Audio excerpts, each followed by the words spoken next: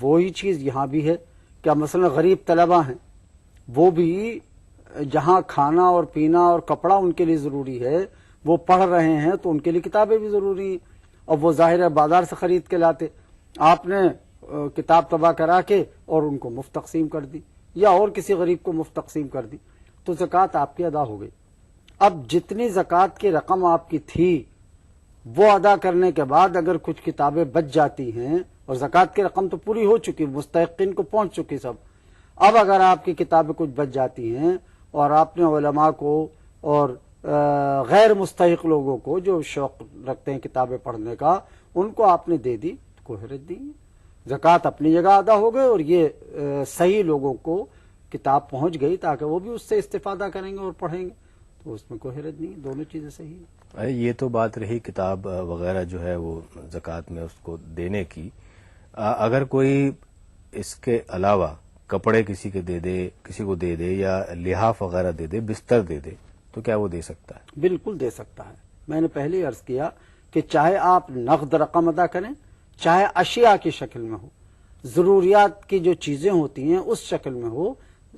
زکوٰۃ ادا ہو جائے گی۔ بس شرط یہ ہے کہ مستحق کو پہنچے اور اس کو مالک بنا دیا جائے۔ اب مالک بنانے کا مطلب یہ کہ جیسے مثلا مسجد کی تعمیر ہو رہی ہے، مسجد کی تعمیر میں آپ زکوٰۃ نہیں دے سکتے، کیونکہ مسجد کوئی جاندار چیز تو ہے نہیں، وہاں آپ مسجد ہی کی تعمیر کی نیت سے تو رقم دے سکتے ہیں لیکن زکوٰۃ نہیں لگے گی اس میں۔ اسی طریقے سے کنواں کھدوانا ہے، کہیں گاؤں میں آپ نے کنواں کھدوا دیا یا نل لگوا دیا کہ مسافر پانی پیئیں گے اس سے، تو آپ نے ایک ثواب کا کام تو کیا، بہت اچھا کیا آپ نے، ثواب کا کام کیا، لیکن زکوٰۃ کی رقم نہ کنویں میں لگ سکتی ہے نہ نل میں لگ سکتی ہے۔ کسی کا انتقال ہو گیا، اب آپ اس کے کفن میں دینا چاہتے ہیں کہ آپ نے اس کے دفن کفن اور قبر وغیرہ کے سلسلے میں آپ نے رقم دے دی، تو وہ زکوٰۃ نہیں ادا ہوگی۔ کار خیر میں تو ہو سکتا ہے وہ، لیکن زکوٰۃ نہیں ادا ہوگی، کیونکہ زکوٰۃ میں وہی میں نے عرض کیا کہ تملیک، اس کو مالک بنائیے، زندہ آدمی کو، زندہ چیز کو۔ مالک انسانی ہو سکتا ہے تو وہ نہ مردہ مالک ہے، نہ مسجد مالک زندہ ہے، نہ کنواں زندہ ہے، نہ نل زندہ ہے، اس میں کچھ بھی زندہ نہیں، تو آدمی کو دینا ہے۔ اب آپ چاہے شکل اشیاء کی شکل میں دیں، چاہے نقد شکل میں دیں، زکوٰۃ ادا ہو جائے گی۔ حافظ صاحب، اگلا خط ہمارے پاس آیا ہے عرفان صاحب کا بھوپال سے۔ یہ پوچھتے ہیں کہ شوہر کے انتقال کے بعد بیوی کو عدت کی مدت کہاں گزارنی چاہیے؟ پہلا حصہ ان کا سوال کا یہ ہے۔ جی، تو بیوی کو اسی جگہ عدت کی مدت گزارنی چاہیے جس گھر میں، جس جگہ پر شوہر کا انتقال ہوا ہے، بہتر تو یہی ہے، اور وہیں وہ 4 مہینے 10 دن رہے۔ اب سوال یہ کہ اگر اس کی ضروریات وہاں ہیں پوری، مطلب کھانے پینے کا انتظام ہے، تو وہ وہیں پر اپنا وقت گزارے گی۔ مثال کے طور پر میاں بیوی کہیں سفر پر جا رہے ہیں اور راستے میں شوہر کا انتقال ہو جائے تو بیوی کو وہیں سے واپس آنا پڑے گا؟ دیکھیں، وہ تو ایک مجبوری کی بات ہے، وہاں سے سب سے پہلا مسئلہ ہوگا کہ شوہر کے میت جو ہے، لاش ہے، وہ کہاں جائے گی، کیسے جائے گی، اس کا کیا انتظام ہوگا، پہلا تو وہ مسئلہ ہے۔ لیکن وہ اب لوٹ کر ظاہر ہے کہ اپنے گھر تو آئے گی، یا شوہر کے گھر تو آئے گی، جس گھر میں وہ رہتی رہی ہے، شوہر کا جو گھر ہے وہاں تو آئے گی لوٹ کر کے۔ اب اگر آپ جیسا کہ اشارہ کر رہے ہیں کہ شوہر اور بیوی ایک جگہ کہیں رہتے تھے اور وہ واپس جو آ رہی ہے، اب تو شوہر کا تو انتقال ہو چکا، اب کیا ہو؟ تو پھر اس کے جو وارثین ہیں اور دوسرے لوگ ہیں، جہاں اس عورت کو مناسب رکھنا چاہیں، جگہ دینا چاہیں، وہاں اس کو رکھیں، تو وہاں رہ کر کے وہ اپنا وقت گزارے گی، وہاں ہی گزارے گی۔ مجبوراً وہ اس جگہ کو چھوڑ سکتی ہے۔ اور وہ جو صورت پیش آ رہی ہے کہ جیسے مثلا سفر میں انتقال ہوا تو وہ تو کسی گھر میں تھا ہی نہیں، اب وہاں سے اپنے وطن آ رہا ہے، تو وطن آ کر تو جہاں اس عورت کا ٹھکانہ ہو، اگر اس کو اپنے مائکے ہی آنا ہے، سسرال میں اب کچھ ہے ہی نہیں، یا شوہر ہی صرف تھا، سسرال والے نہیں رکھنا چاہتے، یا وہ گھر ہی نہیں رہا، تو اس کو ظاہر ہے کہ میکے میں آنا پڑے گا اپنے، تو وہ میکے میں اپنا عدت کی مدت گزارے گی۔ عدت کی مدت میں کہیں باہر جانا سب بالکل منع ہوتا ہے؟ دیکھیے، اس میں بھی وہ ہے کہ عدت کی مدت میں جانے کی اجازت تو نہیں ہے، کہیں نہیں جائے گی، لیکن اس میں اسلام نے کوئی ایسی سختیاں نہیں کی ہیں کہ عورت بھوکی مر جائے۔ اب بھائی اگر وہ مثلا کسی اسکول میں ٹیچر ہے، یا کسی فیکٹری میں وہ کسی جگہ وہ سلائی کا کام کرتی ہے، تو حکم یہ ہے کہ طلوع آفتاب کے بعد یعنی صبح سورج نکلنے کے بعد وہ جائے، اب جس وقت بھی جانا ہے، اگر اس کو پڑھانے بھی جانا ہے تو چلی جائے، اور سورج غروب ہونے سے پہلے پہلے وہ اپنی ٹھکانے پر واپس آ جائے، جہاں بھی وہ ہے سورج نکلنے کے بعد جائے، دن بھر اپنا کام کرے، پڑھائے یا سلائی کرنی ہے یا اور کچھ کام کرنا ہے وہ وہاں کرے، یہ بھی ہو سکتا ہے کہ آفس میں کلرک ہو، وہاں چلی جائے، اور سورج کے غروب ہونے سے پہلے وہ اپنے گھر آ جائے، دن اپنا جہاں بھی گزارنا ہے وہ گزارے۔ مجبوری اگر مجبوری ہے کہ اس کو ذریعہ معاش، بھائی بچے ہو سکتا ہے کہ بچے ہیں، اب بچوں کو پالنے کے لیے تو تنخواہ تو گھر میں آنی کچھ نہ کچھ تو کرنا ہی پڑے گا، تو اس لیے یہ وہ دن میں اپنی مزدوری کے لیے، اپنے ذریعہ معاش کے لیے وہ نکل سکتی ہے، شام تک واپس آ جائے۔ آگے یہ پوچھتے ہیں عرفان صاحب کہ عدت کی مدت جب چل رہی ہوتی ہے تو اس دوران عورت کو کن کن لوگوں سے پردہ کرنا پڑتا ہے؟ بھائی پردہ تو یہ ہے کہ شوہر اور اس کے یعنی خود اپنے باپ اور بھائی، سگا بیٹا، اسی طریقے سے شوہر کا والد، شوہر کے ان سے تو یعنی جو اس کے محرم ہیں، جو حرام ہے، جن سے شادی حرام ہے، ان سے تو پردہ نہیں ہے، اور جو نامحرم کہلاتے ہیں کہ جن سے شادی حرام نہیں ہے، جن سے شادی جائز ہے، ان سب سے پردہ کرنا چاہیے اسے۔ جن سے شادی حرام ہے ان سے پردہ نہیں کرنا چاہیے، اس میں وہی آتا ہے، سگا بھائی آتا ہے، باپ آتا ہے، دادا آتے ہیں، تب پردادا آتے ہیں، نانا آتے ہیں، یہ لوگ آتے ہیں اس میں، اور جیسے مثلا دیور ہیں، شوہر کے بھائی ہیں یا جیٹھ ہے، تو اس سے تو شادی جائز ہے، وہ نامحرم تو ہے نہیں، لہذا ان سے پردہ کرنا پڑے گا۔ یعنی اگر محلے والے یا آس پاس کے جو لوگ رہ رہے ہیں وہ تعزیت کے لیے اس عورت کے پاس آئیں تو ان کے سامنے جانا اس کے لیے جائز نہیں ہے؟ بھئی جائز بالکل نہیں ہے، لیکن اب آج کے دور میں اگر وہ عورت ویسے بھی پردہ نہیں کرتی تھی، پردہ ڈال لے بیچ میں اور الگ بیٹھ جائے اور الگ بیٹھ کر کے تعزیت کے الفاظ جو کہہ رہے ہیں، اچھا صاحب شکریہ، ختم، تو وہ اس میں کر سکتی ہے، لیکن بلا وجہ کو لوگوں کے سامنے جانا اور بے پردگی کرنا وہ جائز نہیں ہے۔ حسب ضرورت، بس جیسے ذریعہ معاش میں نے بتایا کہ ذریعہ معاش کے اس کو نکلنا ہے، جانا ہے تو کرے اور جائے اور اپنا کام کرے اور پھر واپس آ جائے، ضرورت سے زیادہ بات نہ کرے کسی سے۔ عدت کی مدت کتنے دن کی ہوتی 4 ہے؟ مہینے 10 دن، 4 مہینے 10 دن گزارنے ہیں اس کو۔ اب وہ تو دیکھیں نا، آپ نے جو کہا کہ اہل محلہ سے بات کرنا، مثال کے طور پر اگر وہ کسی آفس میں کلرک ہے اور وہاں 10 آدمی کام کر رہے ہیں، کسی کارخانے ہی میں وہ نوکر ہے، وہاں سلائی کر رہی ہے اور وہاں 10 آدمی اس کے ساتھ کام کرنے والے ہیں، تو اس کو کچھ نہ کچھ بات تو کرنی پڑے گی، بات تو وہاں کرنی پڑے گی، مجبوری ہے، لیکن اس میں وہ اپنے بہت ہی احتیاط رکھنی چاہیے۔ اول تو لباس وغیرہ اس کا بالکل سادہ ہو،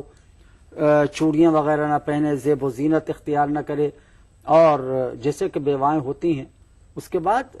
عدت جب مدت پوری ہو جائے تو پھر ہلکا پھلکا اپنا جو کچھ بھی، سنگار کی تو جب بھی اجازت نہیں ہے، لیکن صاف ستھرے لباس پہنے، چوڑی بھی پہن سکتی ہے، تو یہ عدت کے ختم ہونے کے بعد۔ عدت کے زمانے میں تو اس کو بہت سادہ رہنا چاہیے اور کسی سے بات چیت بھی نہیں کرنی چاہیے۔ اب مجبوری کی بات الگ ہے، اب گھر میں کوئی سودا لانے والا نہیں ہے، دودھ تو خریدنا ہے اور بازار کا سودا تو خریدنا ہے، تو کون لائے؟ اگر مجبوری ہے تو وہ حسب ضرورت باہر سے نکلے اور لے کر آ جائے فوراً، بس۔ بہت بہت شکریہ حافظ صاحب آپ کا۔ ناظرین، اس کے ساتھ ہی ہمارے آج کے پروگرام کا وقت اب ختم ہوتا ہے۔ ہمیں امید ہے کہ آپ ہمارے اس پروگرام سے ضرور مستفید ہو رہے ہوں گے، اور اگر آپ بھی ہمیں خط لکھنا چاہتے ہیں یا ای میل کرنا چاہتے ہیں تو ہمارا پتہ نوٹ فرما لیجیے۔ دینی سوال جواب، E T V Urdu, Ramoji film city, Hyderabad,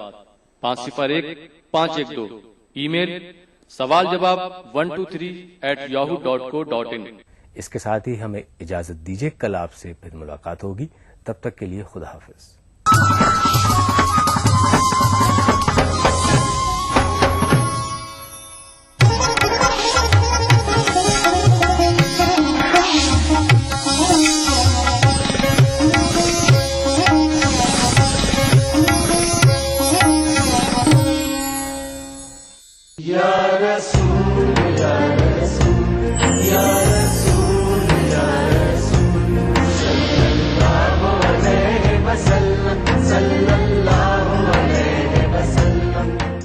السلام علیکم ورحمۃ اللہ وبرکاتہ۔ الحمد للہ الحمد لله الذي نحمده ونستعينه ونستغفره ونؤمن به ونتوكل عليه ونعوذ بالله من شرور أنفسنا ومن سيئات أعمالنا من يهده الله فلا مضل له ومن يضلله فلا هادي له ونشهد أن لا إله إلا الله وحده لا شريك له وأشهد أن سيدنا محمدا عبده ورسوله أرسله بالحق بشيرا ونذيرا وقال الله تعالى في القرآن المجيد والفرقان الحميد أعوذ بالله من الشيطان الرجيم بسم الله الرحمن الرحيم قل إن كان آباؤكم وأبناؤكم وإخوانكم وأزواجكم وعشيرتكم وأموال اقترفتموها وتجارة تخشون كسادها ومساكين ترضونها أحب إليكم من الله ورسوله وجهاد في سبيله فتربصوا حتى يأتي الله بأمره والله لا يهدي القوم الفاسقين صدق الله العظيم وصدق رسوله الكريم نحن على ذلك من الشاہدین والشاکرین الحمد للہ رب العالمین. نگاہ عشق و مستی میں وہی اول وہی آخر، وہی قرآن وہی فرقان وہی یاسین وہی طٰہٰ، دانا اے سبل مولا اے کل ختم رسول جس نے غبار راہ کو بخشا فروغ وادی سینہ. اے ختم رسول سید کل سرور ذیشاں سلطانوں کے سلطان، تم قبل اے دل کعبہ اے جاں مرکز عرفاں اور حاصل ایمان. برادران عزیز، اللہ تبارک و تعالیٰ اپنے حبیب پاک صلی اللہ علیہ وسلم کی شان میں کلام اللہ کی جو آیت کریمہ نازل فرمائی، جو احقر نے تلاوت کی ہے، اس تلاوت میں اللہ تبارک و تعالیٰ اپنے حبیب سے کہہ رہا ہے کہ قل، آپ فرما دیجئے گا، ان کان آباؤکم و ابناؤکم، کہ اپنے باپ سے، اپنی اولاد سے، اپنے مال سے، اپنے جمع کردہ خزانوں سے، اپنے تعمیر کردہ مکانوں سے، ان تمام سے زیادہ اپنی ازواج سے، ان تمام سے زیادہ اللہ اور اس کے رسول صلی اللہ علیہ وسلم سے محبت کرنا ہے. نبی پاک سید عالم صلی اللہ علیہ وسلم کی محبت ہی جز ایمان ہے. نبی پاک سید عالم خود فرماتے ہیں لا یؤمن احدکم حتی اکونا احب الیہ من والدہ وولدہ والناس اجمعین. وہ ایمان والا ہو ہی نہیں سکتا جب تک کہ اپنی والدین، اپنی اولاد اور ساری انسانیت سے زیادہ مجھے عزیز تر نہ رکھے. مسلمانوں کا ایمان کامل ہونے کی شرط ہی حب رسول ہے. نبی مرسل صلی اللہ علیہ وسلم کی محبت ہی جز ایمان ہے. اس کو ہمیں سمجھنا ہے. جو آدمی کا دین فطرت ہے، دین فطرت کو سمجھنے کے لیے یہ بات اللہ تبارک و تعالیٰ نے واضح کر دیا کہ ہاں، ہم نے تمہارے کسی کے پیٹ میں تم کو پیدا کیا تو تمہارے والدین کی محبت بھی تمہارے قلب میں ڈال دی. اگر کوئی تم سے پیدا ہوتا ہے تو وہ تمہاری اولاد کی محبت بھی تمہارے قلب میں ڈال دی. جو تمہارے ساتھ تمہاری رفیق حیات، شریک حیات بن کر زندگی گزارتی ہے تو اس کی محبت بھی تمہارے قلب میں ڈال دی. تمہارے جو رشتہ دار ہیں ان کی محبتیں بھی تمہارے قلب میں ڈال دی. تمہارے جو بھائی ہیں ان کی محبتیں بھی تمہارے قلب میں ڈال دی. ہاں، ان سے محبت کرنا ہی دنیا کا نظام چلنے کے مماثل ہو سکتا ہے. دنیا کا نظام چلانے کے لیے یہ لازم ہے کہ آدمی اپنے جن سے روابط ہو، جن سے رشتہ ہو، اللہ نے تمہارا جن سے رشتہ بنایا ہے ان رشتوں میں محبت کریں. لیکن ان تمام محبتوں سے زیادہ محبت نبی مرسل صلی اللہ علیہ وسلم سے ہونا ہے. نبی رحمت صلی اللہ علیہ وسلم سے محبت کرنی ہے، کیونکہ آقا سید المرسلین صلی اللہ علیہ وسلم ہی ان تمام محبتوں کی اصل ہے. اور اگر آقا سید عالم نے کسی سے محبت کا حکم دیا ہے تو وہ فرما دیا ہے کہ اللہ کی خاطر مجھ سے محبت کرو. نبی مرسل کی محبت دراصل اللہ ہی کی محبت ہے، کیونکہ جو صاحب پیغمبر صلی اللہ علیہ وسلم ہے، جو پیغام لے کر آئے ہیں اس شریعت کو سمجھنے کے لیے، لائے ہوئے اس کلام کو سمجھنے کے لیے لازم ہے زندگیوں کے اندر کہ پہلے لانے والے پر اعتبار کر لیں، لانے والے سے والہانہ محبت رکھیں، لانے والے کے ساتھ ایسا اٹوٹ تعلق ہو جائے کہ اس کا لایا ہوا ہر پیغام کو تسلیم کر لیں، سمجھ لیں کہ یہ حق کی منزل پر ہے، جو لایا ہوا پیغام ہے وہ بالکل صداقت پر مبنی ہے. یہ لایا ہوا پیغام اللہ عز و جل کا بھیجا ہوا پیغام ہے جو نبی مرسل ہم کو پڑھ پڑھ کر سنا رہے ہیں. وہ کلام اللہ قرآن مجید ہے. اس قرآن مجید کو پڑھنے کے اور سمجھنے کے لیے حضور سید المرسلین جو صاحب قرآن ہے ان سے والہانہ محبت کریں گے تو پھر ان کے ہر دیے ہوئے پیغام پر عمل کریں گے, ہر ان کا دیا ہوا حکم پر عمل کریں گے, ہر ان کی لائی ہوئی شریعت پر عمل کریں گے. رہتی دنیا تک اگر انسانیت کو سلامتی چاہتے ہیں, انسانیت کے اندر بھائی چارہ چاہتے ہیں تو قرآن کو پڑھنا ہوگا, اور قرآن کو پڑھ کر صاحب قرآن کو دیکھنا ہوگا, کیونکہ صاحب قرآن کا حیات طیبہ قرآن ہے, اور قرآن صاحب قرآن کی حیات طیبہ کی بولتی تصویر ہے. کیوں نہ ہو اما جان بی بی عائشہ صدیقہ سے پوچھا گیا کہ نبی پاک سید المرسلین کے اعلیٰ اخلاق کیا تھے, تو آقا سید عالم صلی اللہ علیہ وسلم کی رفیق حیات اما جان بی بی عائشہ صدیقہ یہ کہتی ہے کہ ہاں کیوں نہ ہو کہ حضور سید عالم صلی اللہ علیہ وسلم کے اعلیٰ اخلاق قرآن ہے. کیا تم نے قرآن کو نہیں پڑھا؟ قرآن ہی رسول پاک صلی اللہ علیہ وسلم کے اعلیٰ اخلاق ہیں.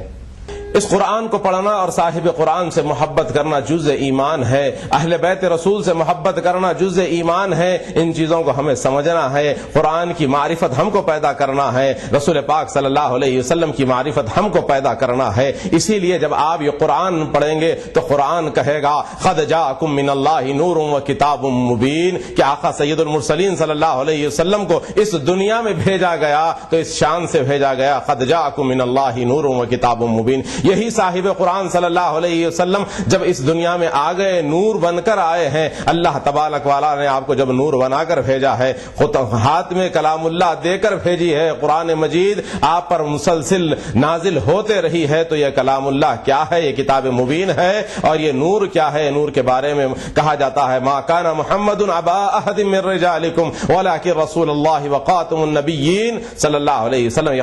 خاتمیت کا تاج سید المرسلین کے سر پر رکھ کر بھیجا گیا ہے. یہ نور کا نام محمد صلی اللہ علیہ وسلم ہے. یا رسول یا رسول یا رسول یا رسول صلی اللہ علیہ وسلم. یا رسول یا رسول یا رسول یا رسول صلی اللہ علیہ وسلم. ساری کائنات مسرور ہے, جشن میلاد رسول ہے. اے نبیوں کے سردار, نگاہ عشق و مستی میں وہی اول وہی آخر, وہی قرآن وہی فرقان, وہی یاسین وہی طٰہٰ. میں آیا تیرے دربار, میں آیا تیرے دربار, میری تجھ پہ انسانیت کے لیے محسن انسانیت کا پیغام, سیرت رسول کے مختلف گوشوں کا احاطہ کرتا ہوا لائیو فون ان پروگرام, حب نبی سے سرشار نعتوں کا حسین گلدستہ, جشن میلاد النبی, ہر پیر سے جمعہ رات 10:30 بجے صرف ETV اردو پر. جس دن ولادت مصطفیٰ ہوئی ہو, جس دن حضور کی آمد سے انسانیت پر اللہ نے اتنا کرم فرمایا ہو, فرمایا نبی یہ رحمت کے ولادت کے دن سے بڑھ کر انسانیت کے لیے اور برکت کا دن کون سا ہو سکتا ہے جسے سیلیبریٹ کیا جائے.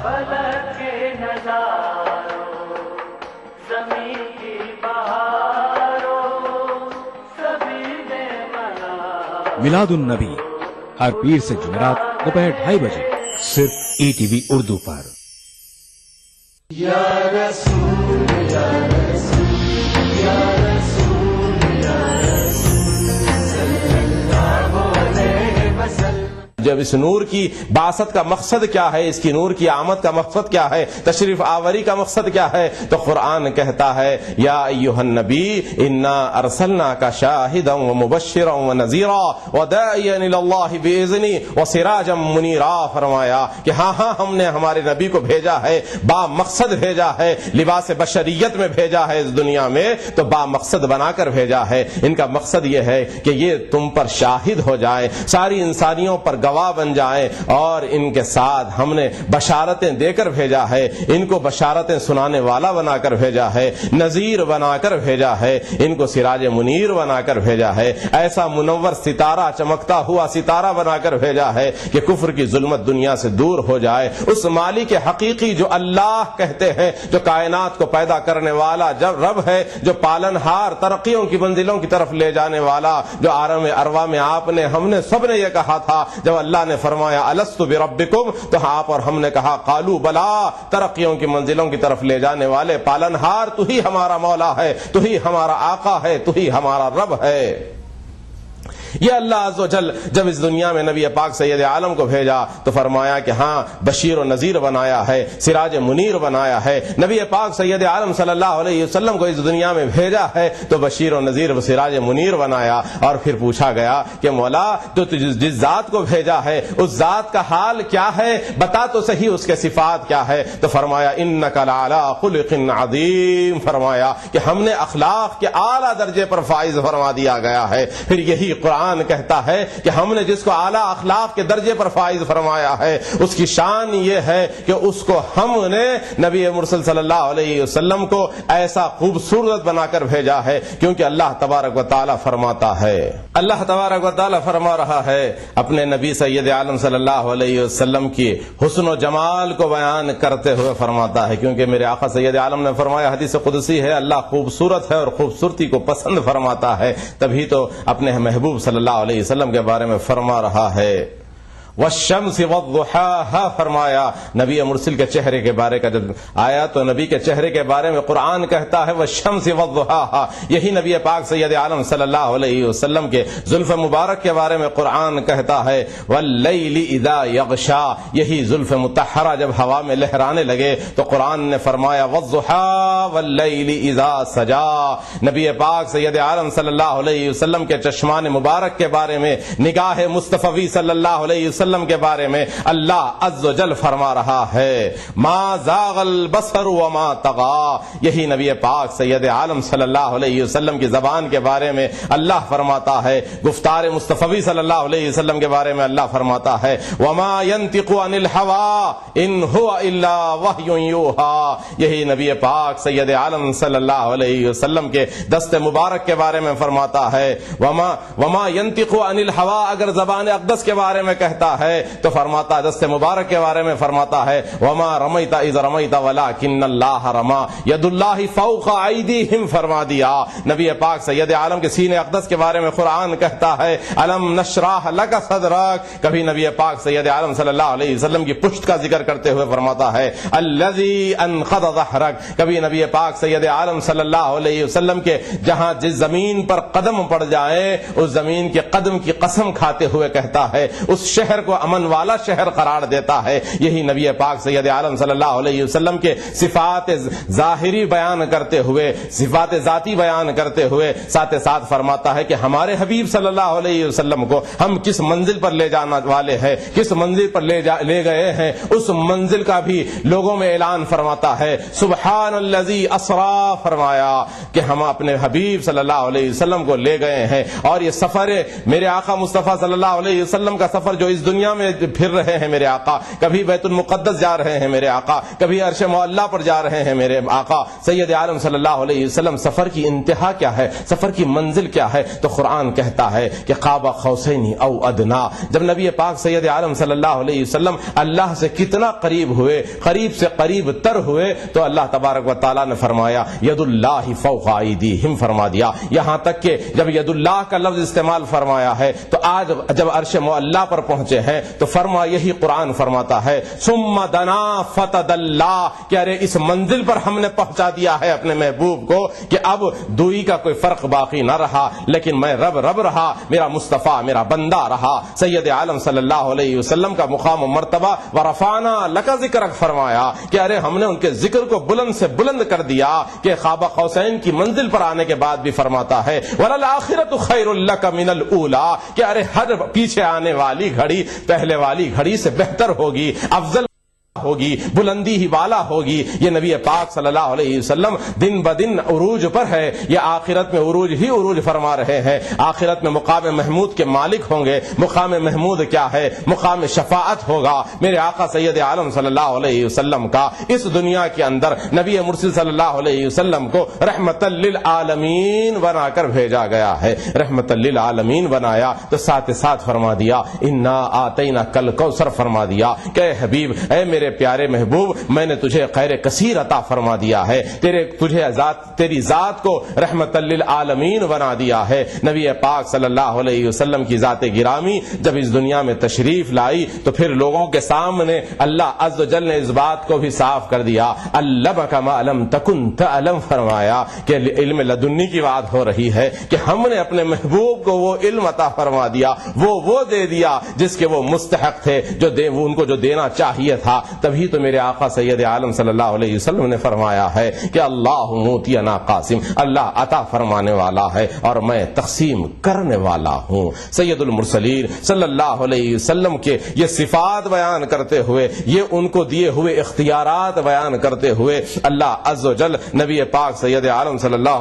علیہ وسلم کو جس منزل پر فائز فرمایا ہے وہ کون سی منزل ہے کہ میرے آقا سید عالم صلی اللہ علیہ وسلم کی ثم دنا کی منزل ہے. قرب حق کا یہ حال ہے. اور یہی نبی پاک صلی اللہ علیہ وسلم کو جو دین دے کر بھیجا گیا، اس دین کے بارے میں یہی کلام اللہ کہتا ہے الیوم اکملت لکم دینکم واتممت علیکم نعمتی ورضیت لکم الاسلام دینا، کہ ہم نے دین اسلام دیا ہے، دین فطرت دیا ہے، مکمل دین عطا فرمایا ہے. آپ کو اور ہم کو اس ذات سے محبت کرنا ہے. قل ان کان آباؤکم وابناؤکم واخوانکم وازواجکم وعشیرتکم واموال اقترفتموها وتجارة تخشون كسادها ومساكين ترضونها احب اليكم من الله ورسوله. سبحان ربك رب العزة عما يصفون وسلام على المرسلين الحمد لله رب العالمين. یا رسول یا رسول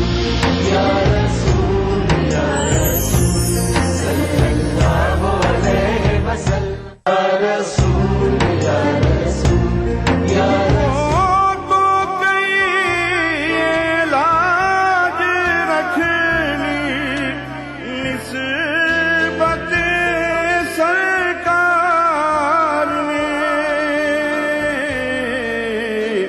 ورنہ کیا تھا حشر کے دن میرے خالی ہاتھ میں. پھر عشر کی گرمی سے ڈرنے کی ضرورت کیا، روزے پہ انہیں تو نے جب نعت سنا لی ہے. کا جینا تو بے کسی ہے، یہاں کا مرنا بھی بے بسی ہے. بلا لو روزے پہ اب تو آقا، یہ زندگی کوئی زندگی ہے. میلاد النبی کے موقع پر دارالسلام حیدرآباد سے کل ہند مشاعرے کا راست ٹیلی کاسٹ 14 جنوری روز منگل رات 9:30 بجے صرف ETV اردو پر. ادا کروں نماز مسجد حرام میں ایسا دن آئے میرے اللہ، یہ سعادت میرے حصے میں ایک دن آئے. ربنا آتنا في الدنيا حسنة وفي الآخرة حسنة وقنا عذاب النار. وصلى الله وسلم على عبده ورسوله نبينا محمد وآله وصحبه أجمعين والحمد لله رب العالمين. الحمد لله رب العالمين الرحمن الرحيم مالك يوم الدين إياك نعبد وإياك نستعين اهدنا الصراط المستقيم صراط الذين أنعمت عليهم غير المغضوب عليهم ولا الضالين. ETV اردو پر پہلی بار مسجد حرام مکہ مکرمہ سے خطبہ جمعہ اور نماز جمعہ کے روح پرور مناظر کا راست ٹیلی کاسٹ ہر جمعہ دوپہر 3 بجے صرف ETV اردو پر. گر فردوس بروئے زمیں است، ہمی استو ہمی استو ہمی است۔ جموں کشمیر کے ہر واقعے اور ہر پہلو پر ای ٹی وی کی نظر۔ دیکھیے ای ٹی وی اردو کشمیر روزانہ شام 7 بجے اور صبح 7:30 بجے صرف ای ٹی وی اردو پر۔